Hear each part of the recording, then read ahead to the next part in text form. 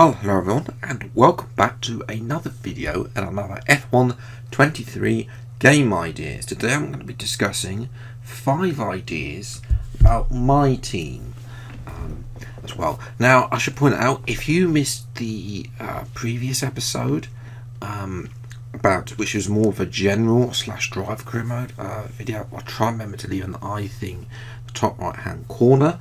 This episode doesn't include R and D and HQ and Paddock. Those two will be separate episodes coming in over the next couple of weeks. Don't forget to subscribe to see those and plenty more F1 23 game ideas. If you've got any ideas of your own, then please do feel free to comment them below as well. But yes, let's get on. First, finances. Now, the finances of F1 my team really aren't that great. I mean, the only outgoings you've got are the HQ facilities and your contract that you pay for the driver. There's nothing actually else. The 3 starting options were a nice idea, but I've seen people's career modes, especially the Honda, his Twitch career mode. He started on the middle one, so unlike a lot of people who would either start at the top or the bottom, he went for the middle one and found himself that he was a title challenger by the end of the first season already. So through R&D, so that needs to be a little bit worked on, but it's definitely a nice idea giving the player options like that. But I'm going to add some more options here. First, option of starting with a loan. I think that could definitely be good to see.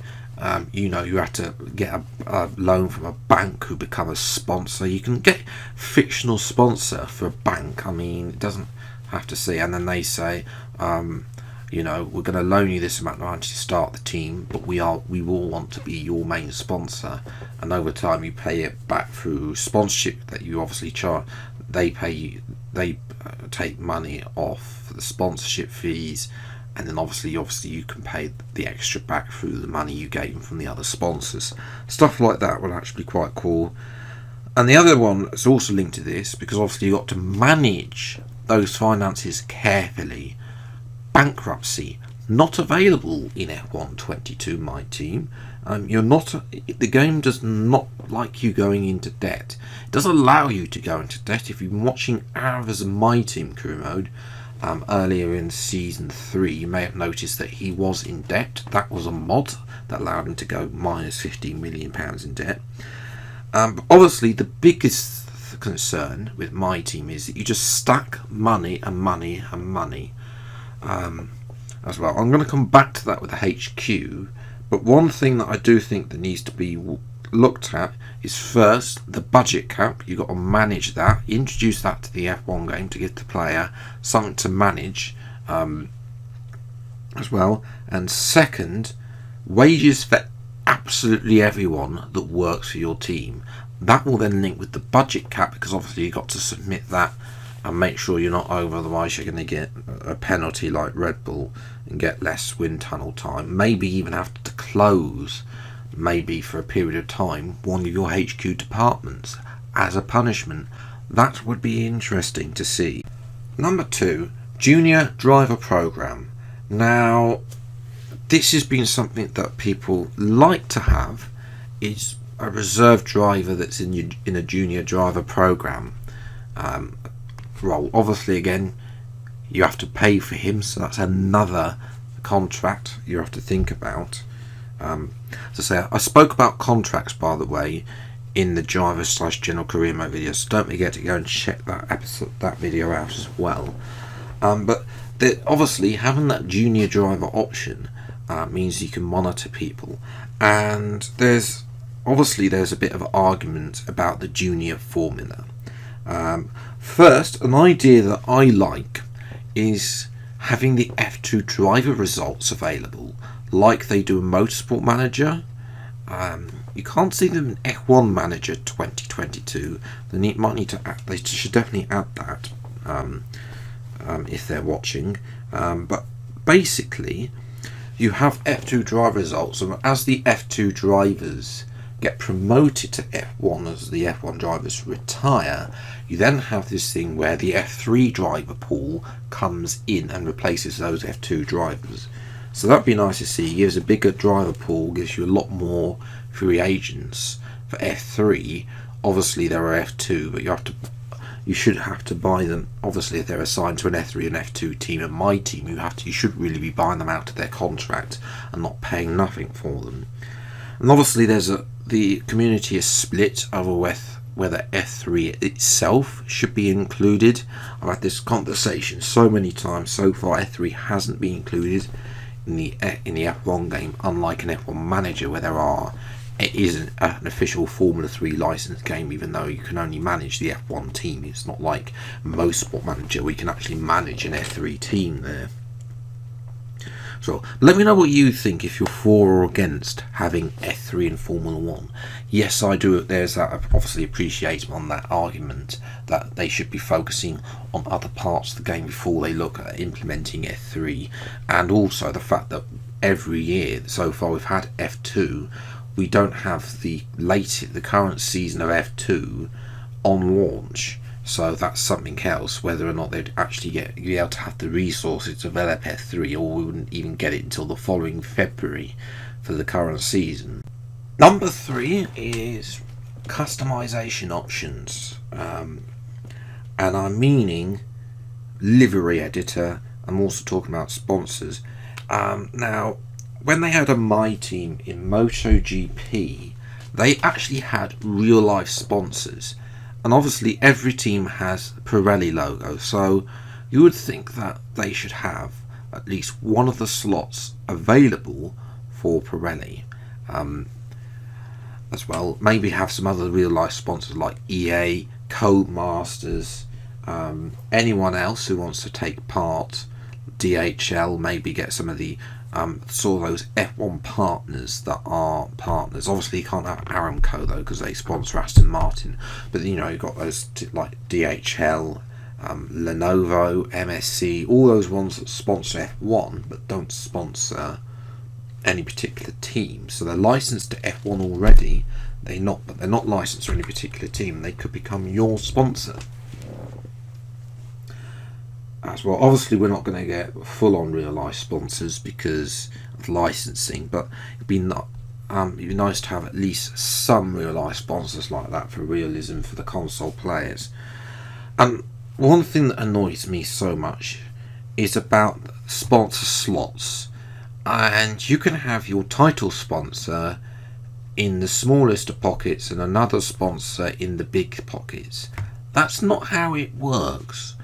The way it should work is that a sponsor is paying you more on a baseline for having for a particular sponsor slot. So if they're in sponsor slot 1, for example, the side pod down the rear wing, for example, the side pod in a prominent position as opposed to a little bit on the front wing, they're going to be paying more for those positions than they are on the front wing, which is a little more hidden away from view and obviously smaller. Full-on livery editor as well is included. I think we all know that should be happening now. There is no excuse for not having a full-on livery editor in F1 23. I know that they're waiting for a new engine. They need to get rid of the Ego engine. They are on the list for Unreal Engine 5. And not even F1 Manager is on Unreal Engine 5, so I'm expecting both games to make that jump to Unreal Engine 5, and hopefully Codemasters who have built on Unreal Engine 5, I can't remember which game it was, but they should now be able to make that jump as well. And obviously custom full-on, that livery editor also needs to be related to your helmet as well, because the designs on this year game are so bland, it's a joke. I want to see that we've seen some of the favourite designs from yesteryear, get them in the game. I like the presets, don't get me wrong, but you know, there are people out there who want a full-on Lidi editor. So yes, by all means, continue to create presets. I'm not saying you get rid of them, but I'm saying that we need to be able to customize them and add shapes maybe as well. And then obviously it mentions sponsor objectives and appearances as well as bonuses. And then one thing that really needs to be added is the fact that we've still got most of the same driver faces that we've had since F1 2016. There's one bloke who's been in the F1 game since F1 2016. It's time for a freshen up. I want to see in FIFA, you know, you can customise pretty much everything. Nose, eyes, ears, head, hair, etc, etc. You can customise the lot in FIFA. That's what we need on F1 23. It's about time that we did have these options as well. I'll come back to talk about other stuff like wear and stuff, because there's a special episode dedicated to how useless F1 life is on F1 22. Number 4 is the scouting department. Now I know I said I'm coming back to HQ and Patlick another video, but I'm going to mention scouting now.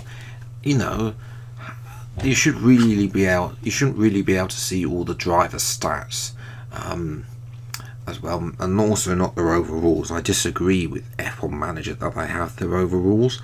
I want to see a FIFA style scouting system where you have scouts and you go and they send them out and you go and look, maybe only have like one scout, and obviously linked to potentially other staff as well. Maybe you can scout maybe a new, and you know, like that role that Carl used to have as sort of the chief engineer, really, the head of aero role that he has, you know, because they've got all those different voice recordings in the game now, really. So for my team, at least, you should be able to scout and pinch somebody who's working for another team, because they are just generic staff.